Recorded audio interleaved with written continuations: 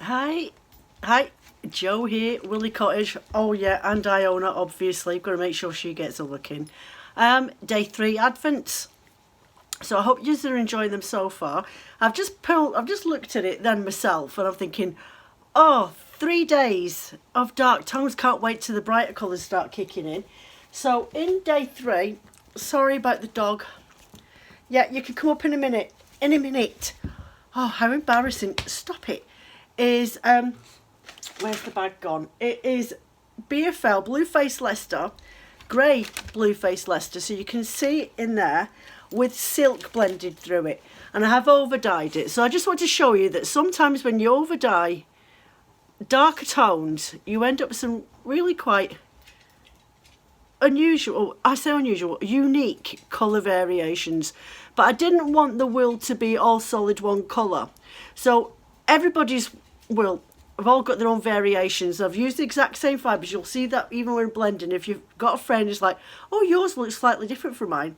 It's just because when I've blended them all up and I've sectioned them off, I have to split them into smaller bats. So there's always slight colour variations in everybody's anyway. So if mine doesn't look quite like yours, don't worry. I haven't done something different to what you guys have all got. So I've used coppery tones, but if I remember, there's actually hints of teal in with these ones, tiny bits of blue, and there is, I think there might even be hints of persimmon and green, and then you've got this Merlot colour. So I've been sat here wondering how am I going to spin this off today, and I'm not quite sure. I don't know whether to do it, spin it off, and then ply it with my black thread, or shall I do a fractal? Not quite sure. If I do a fractal, hold on a minute, let me see. So if I pull it off in half, so I've got, actually one feels a little bit thicker than the other, so I'll keep the thinner piece to one side and leave that as it is, and then I'll split this one down the middle. You have to excuse me, I have got man flu. So if the video seems to all of a sudden stop, it's because I'm having a coughing fit. Oh, crikey, laryngitis, now man flu. What's the world coming to, eh? You can hear my voice again. And then this last piece here, I'm going to split that another time, right down the middle. Try and not get this so I end up with uneven roving. So a little bit of fractal plying. Do you know, I've done this for ages. So now I've ended up with 1, 2, there you go, 2, 3, and 1 piece, 4. So if this was on like a normal 100-gram blend that I was doing, what I would do is this half, the big piece, I would spin off onto one bobbin, and then these smaller pieces of the same half I would spin onto another bobbin and then apply them together. But I think what I'll do is I'll just spin them all in one bobbin, wind them into a cake, and then apply them together, and I should end up with the same effect anyway. So I think that's what I'm going to do. But I do love BFL. It's got a lovely drape to it. When I'm dyeing the actual white colours of it, especially with my locks, anyone's ever bought my BFL locks, they always come out with a really dusky, muted tones, though they take dye really, really well. They are quite muted in their colours. But yeah, so I'll go on with this and see how it goes. So which pressure? Right, I'll go with this one first. Excuse the sore throat. It's not a sore throat. At least my nose has stopped trying to catch the train today. Yesterday, every time I bent over, my nose was running away with me completely. So I'm going to spin these up, and I'm going to read you some more ghost stories. I think I was trying to find one for Hampshire with lots of ghost stories. So we'll find out when you listen in a sec. So I'll see you on the other side while I go on with some spinning. Okay, hi again. So today's stories of haunted rooms is Hampshire. So I've got 6 places. I've lived in Hampshire. I lived there for about 4 and a bit years until we moved back north. Originally I was up in Scotland for a while, so there's lots of haunted places up in Scotland for definite. So one of the places is the Eclipse Inn. I've been to this pub though I've never experienced anything. So the Eclipse Inn is in Winchester, and it's been around since 1540. And over the years has seen many uses, including a rectory, a private residence and an alehouse. And from the 19th century onwards, it has been an inn. It is also reputed to be very haunted. The most common reports of paranormal activity involve the Grey Lady. Why is it always a Grey Lady? Why can't she be red? This is alleged to be the spirit of Dame Alice Lisle, a woman who was executed in 1685 in Winchester Marketplace for harbouring traitors during the Monmouth Rebellion. Alice spent her last evening alive in the upper story room of the Eclipse Inn, and it seems like she is now destined to spend her afterlife there too. Where else have we got? So we've got the medieval merchant's house in Southampton. Now, this is something you really need to go and have a look at. Unfortunately, I never ever got a chance to get into this building, though I lived on the outskirts of Southampton for 4 years. So the medieval merchant's house is absolutely gorgeous building. The house, aka 58 French Street in Southampton, is one of the early surviving houses in England, and it's said to date back to the tail end of the 13th century. And even the fact that it remains standing is something of a miracle. It sustained massive amounts of damage in the sack of Southampton in 1338 and again during the Blitz of 1940. Now, Southampton was completely destroyed by the bombing. And despite the neighbouring properties being completely destroyed, it remains standing almost as though something or someone was protecting it, like it was in its own little microbubble. The building was built as a home for a wine merchant, John Fortin, and his family, but over the years it has been divided up into apartments and opened back up into a single house. Used as a lodging house and even became a pub for a while in the 19th century.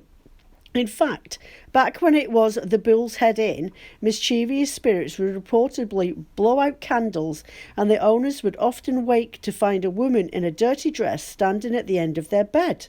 Later, during the Second World War, the house became a brothel, and a sailor is said to have murdered one of the girls in a dispute over a payment. Today, the ghostly figure of a woman is seen in one of the bedrooms as she is often drifts through a long, since bricked-up doorway, with other common reports included footsteps on the wooden staircase and people being pushed in the back by unseen hands and heavy front doors slamming without a warning. The New Forest National Park. Now, this is an absolutely gorgeous place. It is totally full of history, and you've got King Rufus stone there, and it's a site of one of the kings that was shot by an arrow as well. I think that might actually be Rufus. But there is lots and lots of history. It's got the most glorious footpaths that take you all over the place, and all the ponies as well. So the New Forest Park, let's be honest, walking in the woods at night is pretty spooky at the best of times. But when those woods are also said to be one of the most beautiful haunted places in Hampshire, the creep factor goes up a few notches. The New Forest has a long list of myths and legends associated with it, including tales of smugglers, witches and even dragons. However, one spooky tale in particular seems to have some genuine paranormal activity attached. The tale of Sybil Leek, aka the White Witch of Burley. Burley, if you're ever in Hampshire, go down to Burley. It has the Witch Festival, and it is a gorgeous little village. Been there loads of times.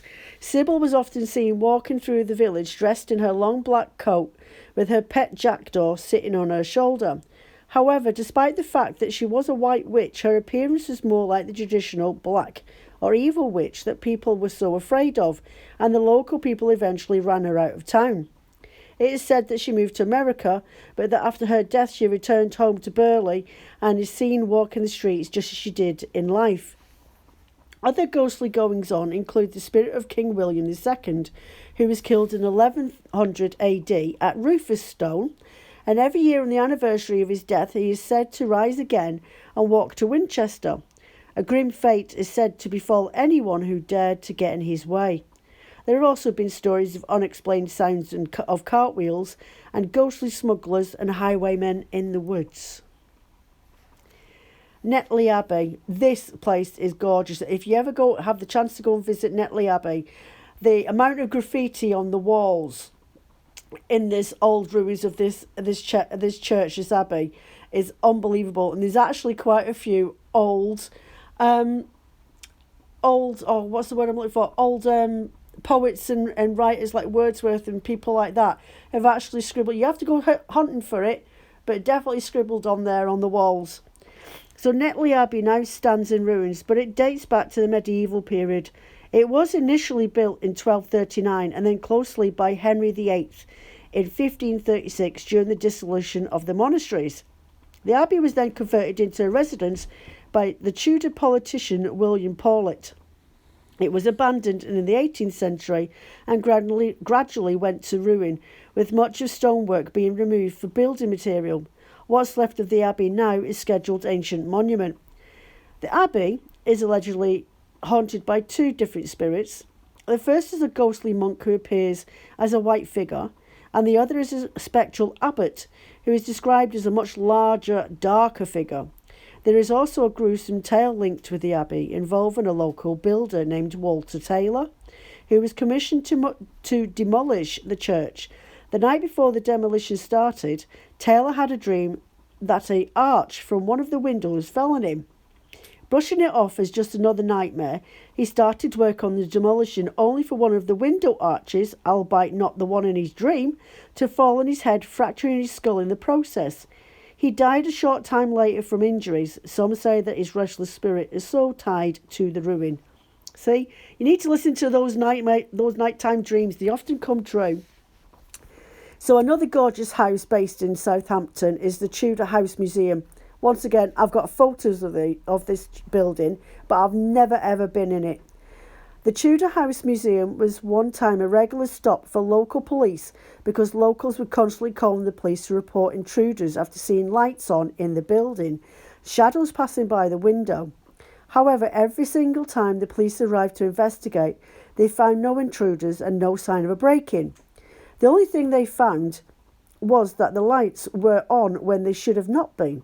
Eventually, a medium was brought in to visit the house, and she determined that the culprit was simply a spirit who was bored. She left the ball for the spirits, and the following day the ball had vanished, but the lights now stay off. However, that was not the end of the paranormal activity. The Tudor House Museum, which remains one of the most haunted places in Hampshire during recent paranormal investigations, thermal imaging equipment has picked up a man sitting in a chair.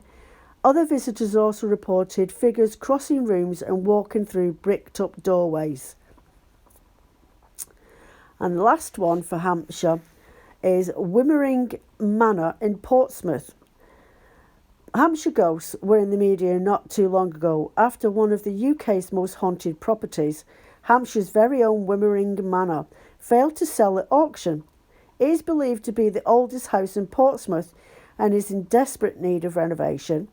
Most of the remaining structure is 16th century, but records show that the first owner of the manor was actually King Edward the Confessor in 1042, but it has been dramatically altered and renovated over the years. In the past, it served as a youth hostel, a family home, a monastery, and a vicarage. It is allegedly so haunted that the security guards that patrol it 24/7 refuse to work alone, going in pairs everywhere. The manor has served different ghosts and paranormal occurrences associated with it, all of which have contributed to the property's reputation of one of Hampshire's most haunted places.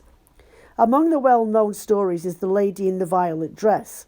Here we go. Here's a ghost with some colour that I might actually be able to see. Thomas Parr was living in the house when he encountered the lady in the violet dress standing by the foot of his bed when he woke one night. It was the spirit of a cousin of his who had passed away in 1917. She seemed friendly, as her name suggests.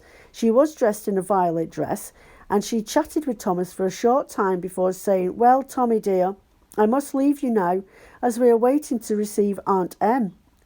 Then she promptly disappeared, and the following morning Thomas received a telegram informing him that his Aunt Em had died during the night.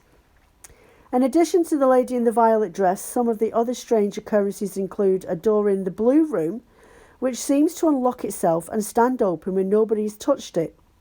Visitors is also reported hearing the sound of choir of nuns singing and chanting, and the spectre of a nun on the stairs to the attic with her hands dripping in blood, a phantom horse that gallops down the lane outside, and the ghost of a distinguished naval officer, Sir Francis Austen. However, perhaps the most chilling room in the manor is the one known as the panelled room. Nobody enjoys spending much time in this room particularly, which is an oppressive air and leaves most people with the urge to run. During the time the builders served as a youth hostel, the warden and his wife were inexplicably afraid of the room, and the guests have reported feeling a hand on their shoulder. So there you go. Haunted places to visit in Hampshire. If you're ever down that way, definitely go and visit a couple of those in Southampton. They're stunning models of Tudor buildings. So, yeah, you have a great time tonight, and I'll see you tomorrow. Watch the rest of this video. Thank you. There we go. You see, there you go, the main grey of the blue-faced Leicester in there, and then the coppery tones. And actually, as a fractal spin, it's turned out quite nice. I quite like the way that's come out. There's hints of teal in there. Let's see if I can find any mulberry. Yeah, it is in there. It's coming through more of a purpley colour, but you can see it. So, yeah, there we go. So, day 3. Joe's about to lose her voice. Let's see if I can actually talk tomorrow. And that's BFL, grey BFL, dyed, and it has silk blended throughout it.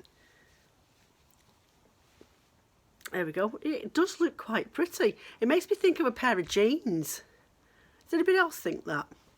Anyway, you take care of yourselves. I hope you didn't mind the overture of my stories and my croaky voice. And maybe the odd time I've had to stop it mid-sneeze. Oh dear. Oh, for the love of fluff, eh?